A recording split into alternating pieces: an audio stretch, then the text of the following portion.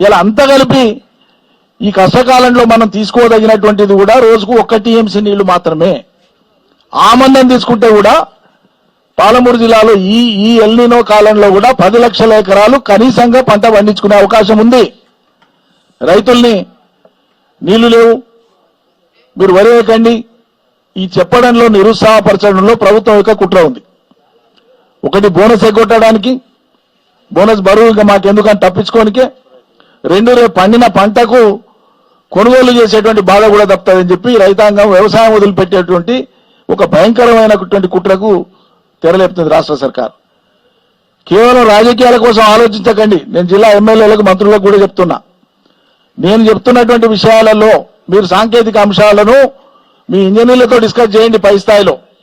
నేను చెప్పిన దాంట్లో ఒక్క చిన్న అంశమైనా తప్పు ఉంటే మీరు బహిరంగంగా వచ్చి నన్ను బజార్కిచ్చి మాట్లాడండి, నాకు అభ్యంతరం లేదు, జవాబు చెప్తాను.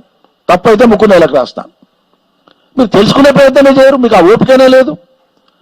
ఎవరైనా ఏమైనా మంచి విషయం చెప్తే కూడా మళ్ళీ ఉల్టా తిడిపించే పని తప్ప మీకు ప్రజలకు పనికి వచ్చేది ఏం చేద్దామనే తాపత్రయం ఉందా? ఎందుకు చూపిస్తలేరు ఆ తాపత్రయం? రైతులు వచ్చి అడగాలన్నా నీళ్లు, మా బాధ్యత మేము ఉన్నాం, మీకు ధైర్యంగా ఉండండి, మేము ఏంటి పడతాం చెప్పేది విడిచిపెట్టి పంటలు వేద్దని చెప్తారా? యాసంగి మీ చాతకాంతనానికి పోయిన సంవత్సరం బ్రహ్మాండమైన వర్షాలు ఉన్న టైంలోనే మీరు యాసంగికి క్రాప్ హాలిడే ప్రకటించినారు. ఈ సంవత్సరం నీళ్లు లేవు, మీకంటే మొదలు మేమే చెప్తాం, అయ్యా నీళ్లు లేవు, ఇబ్బంది ఉంది, యాసంగిలో వరేయద్దు, మనం వేరేదన్నా ఆరుతడి పంటలు వేసుకుందాం, ఇప్పటి నుంచే మానసికంగా సన్నద్ధం చేద్దాం. కానీ ఇప్పుడు వానకాలం నీళ్ళు ఇచ్చే అవకాశం ఉంది. మీరు మంచినీటి పేరు మీద డ్రామా కట్టో, ఇక్కడ నీళ్ళు ఇస్తే ఆడ ఉత్తరాన కాళేశ్వరంలో కూడా ఇవ్వాల్సి వస్తుందన్న ఒత్తిడి వస్తుంది రైతాంగంలో, రాష్ట్ర రైతాంగంలో అనేటువంటి దుర్బుద్ధితోనో ఇక్కడ నీళ్లు ఇవ్వకుండా ఉండేటువంటి పని చేస్తే మాత్రం క్షమించరాని విషయం అవుతుంది. మేము ప్రోగ్రాం ప్రకటించి వస్తున్నామని చెప్పినాక ఆగమేఘాల మీద రాత్రి మాట్లాడుకొని కింద మీద నిన్న నేను మాట్లాడితే వనపర్తి చీఫ్ ఇంజనీర్ రహీముద్దీన్ గారు, సార్ మాకు మంత్రుల ఆదేశాలు ఉన్నాయి, పైనుంచి ప్రత్యేకంగా సాగునీటి శాఖ నుంచి మాకు ఆదేశాలు ఉన్నాయి, సాగునీటి మంత్రితోన కాలువలకు నీళ్ళు ఇచ్చే ప్రసక్తే లేదు, పంటలకు నీళ్ళు ఇచ్చే ప్రసక్తే లేదు, ఉన్న రిజర్వాయర్లు ఆడాడ నింపి పెట్టుకోవడం తప్ప వేరే మార్గం లేదని మాకు ఆదేశాలు ఇచ్చింది సార్ అని చెప్పిండు. మేము ఆందోళనకు పూనుకుంటున్నాం, రేపు వస్తున్నాం, ఆత్మకూరుకు మాట్లాడతాం, ప్రభుత్వానికి డిమాండ్ చేస్తాం, విజ్ఞప్తి చేస్తాం, హెచ్చరిక చేస్తాం. తక్షణం వదలకపోతే రైతులే వేల సంఖ్యలో వచ్చి ఎక్కడికక్కడ ముట్టడిస్తారని చెప్పి మేము ఆయనతో చెప్పినాం. మీ మంత్రి గారికి చెప్పండి అని చెప్పినాం. వాళ్ళు ఏం మాట్లాడుకున్నారో, ఎక్కడ లీక్ అయిందో, ఇంటెలిజెన్స్ ఏం చెప్పిందో తెలియదు. ఈ ఆగమేఘాల మీద పోయి ఇప్పుడు ఆడ జూరాల కాడ లస్కర్లను పెట్టి తిప్పించి మేము వచ్చే లోపలే తత్వంతో తిప్పించి కాలువకి నీళ్ళు అయితే సంతోషం. ఈడికి అయిపోలేని రైతాంగానికి ఇదే విజ్ఞప్తి చేస్తున్నాం. ఇవాళ ఏం చేస్తారు, పైనుంచి వరద వస్తుంది కాబట్టి మేము ఇచ్చిన నీళ్లు, ఇప్పుడు వరద ఆగిపోయింది కాబట్టి నీళ్లు లేదని బంద్ పెట్టే ప్రయత్నం చేసి ఉన్న నీళ్లను శ్రీశైలాన్ని పంపించి ఆంధ్రకు పంపించేటువంటి ప్రయత్నం చేస్తారు. అందుకోసమే వానాకాలం అయిపోయేదాకా నారాయణపూర్ నుంచి కిందికి పారువాటుకొని నీళ్లు ఎట్లా వస్తాయి కాబట్టి మనకు కాలువల ద్వారా, లిఫ్ట్ల ద్వారా నిరంతరాయంగా ఒక్కరోజు కూడా ఆపకుండా ఈ సీజన్ లో నీళ్లు ఇవ్వవలసిందే. ఇది మా డిమాండ్ రైతాంగం పక్షాన. ఖచ్చితంగా నీళ్లు ఇవ్వవలసిందే. మీరేం ఆంధ్ర మీద ప్రత్యేకంగా మీరు ప్రేమ చూపించినా మాకేం కోపం లేదు. ఆంధ్ర ప్రాంత రైతులు కూడా వాళ్ళకి తెలియదా ఎల్లినో ఉందని? ఒక మాట నేను అడుగుతున్నా, ఆంధ్ర ప్రభుత్వానికి, ఆంధ్ర ప్రాంతంలో ఉండే రైతాంగానికి ఎల్లినో ప్రభావం ఉంది, వరి వేసుకోవద్దని తెలియదా? మరి అలా ఆంధ్ర ప్రాంతంలో కృష్ణా డెల్టాలో కానీ, గోదావరి డెల్టాలో కానీ నారుమళ్ళు ఎందుకు పోసినారు రైతులు, ఎందుకు పోస్తున్నారు? తెలంగాణ మంత్రులు జవాబు చెప్పండి.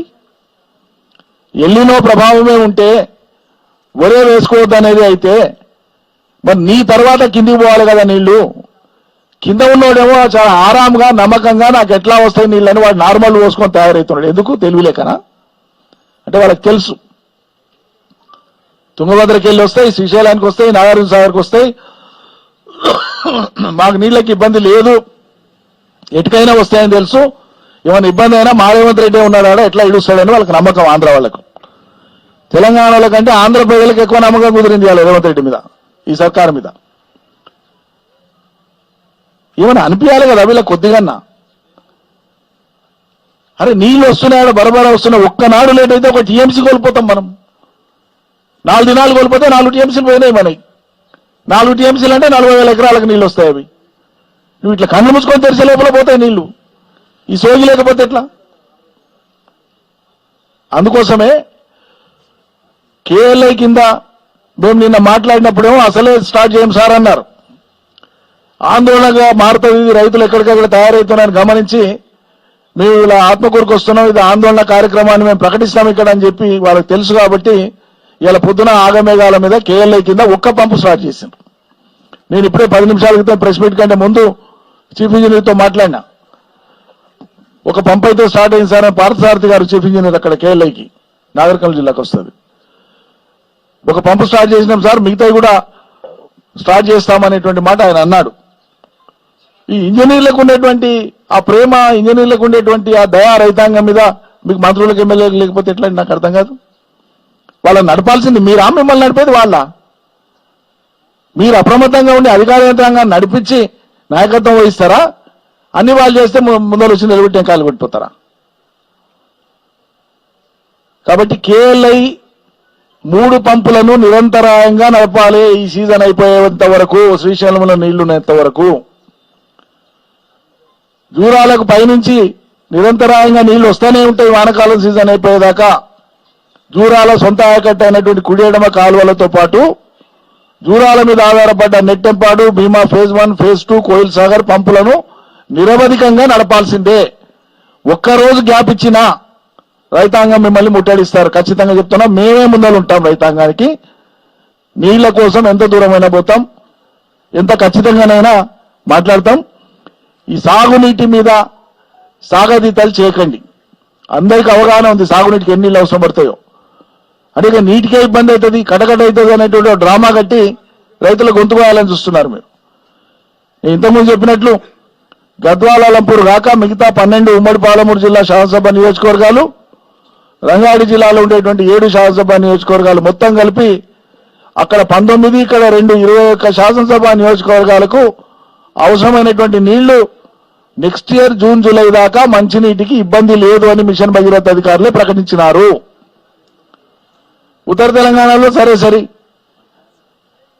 కృష్ణా ఫేజ్ 1, ఫేజ్ 2, ఫేజ్ 3తో పాటు ఎక్కడికక్కడ వాటర్ రిసోర్సెస్ అన్ని కూడా, సోర్స్ పాయింట్స్ అన్ని కూడా మిషన్ భగీరథ అన్ని కూడా పకడ్బందీగా ఉన్నాయి. కాబట్టి మీరు ఇప్పుడు ఇవ్వాల్సిందల్లా, మీ తెలివి చూపాల్సిందల్లా వచ్చిన నీళ్లను వచ్చినట్లు రైతాంగానికి ఒడిసిపట్టి ఇవ్వడమే. మీరు తక్షణం చెర్లు నింపితే, వాగులు తాగితే, పంటలు శిస్తులైతే మళ్ళా వాగులు ఎక్కడికక్కడ తాగితే చెక్ డ్యాములు నిండుతాయి, చెరువులు నిండుతాయి, మళ్ళా భూగర్భ జలం పెరుగుతుంది. రైతాంగానికి రేపు యాసంగిన బోర్లు గీళ్ళు నుండి సపోర్ట్ చేసే వాళ్ళు ఉంటే వాళ్ళకు బుద్ధి పుడితే వాళ్ళు వేసుకుంటారు, లేకుంటే మిగతా వాళ్ళు మిగతా నచ్చిన పంటలు వేసుకుంటారు. కానీ వానకాలం మాత్రం ఖచ్చితంగా సంపూర్ణంగా నీళ్ళు ఇవ్వాల్సిందే, సమృద్ధిగా నీళ్ళు ఇవ్వాల్సిందే. ఏ రకమైనటువంటి కింది మీద అవి పెట్టి మీరు ఇబ్బంది పెట్టినా కూడా ప్రజలు ఊరుకోరు అనేటువంటి విషయాన్ని నేను మనవి చేస్తా ఉన్నా.